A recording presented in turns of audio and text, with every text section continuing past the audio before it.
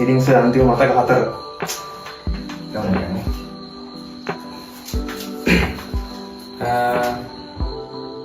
කැලුම් පෙරේරා කැලුම් අයියා කියන්නේත් මගේ ජීවිතේ එක්තරා කාල පරිච්ඡේදයක වැදගත් කෙනෙක්. අපි ඉතින් බොහොම හිතවත්ව සමහරලාවට තර්ක වලින් විතර්ක වලින් යාළු වෙවි තරහ වෙවි අඬු වෙවි දැනුම උසස් අධ්‍යාපන ආයතනය කියන එකේ අනාගතය දකින්න මාර විදියට මහන්සි වෙන මිනිස්සෙක්. ඒකෙදී මටත් පෞද්ගලිකව දැනුම ගම්බල දැනුම උසස් අධ්‍යාපන ආයතනයත් එක්ක බැඳීමක් තියෙනවා. මම ඉස්සෙල්ලාම ක්ලාස් පටන් ගත්ත තැන ෆිසිකල් ක්ලාස් එක මට කැලුම් අයියව හම්බ වෙන්නේ වෙල්ලාල සර් හරහා, එස්.කේ. වෙල්ලාල, සුපුන් අයියා හරහා, සුපුන් වෙල්ලාල හරහා.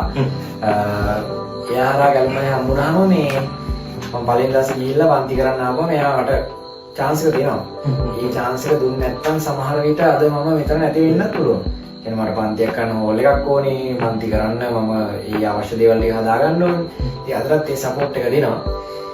සමහර වෙලාවට අපි කියන්නේ එක නම්බ එකක් වෙනුවෙන් හරි කියන්නේ අපි හිතමුකෝ මොන හරි එක අවශ්‍යතාවයක් වෙනුවෙන් හරි මේ සෑහෙන ෆයිට් එකක් දෙනවා. ඒතර එයාගේ අදහස් කියනවා, මම මගේ අදහස් කියනවා. සමහර වෙලාවට මතවාද එකඟ නැති වෙලාවල් තියෙනවා. ඊට පස්සේ ඒ මොනවා වුණත් දැනුමට ආදරේ. ඉතින් ඒ නිසා කැලුම් අයියාටත් එහෙම තමයි.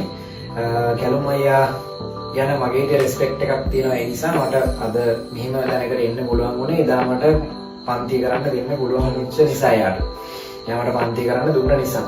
ඒක මාර වටිනවා. මේ ඒ නිසා කැලුම් අයියව මම තෝරගත්තා.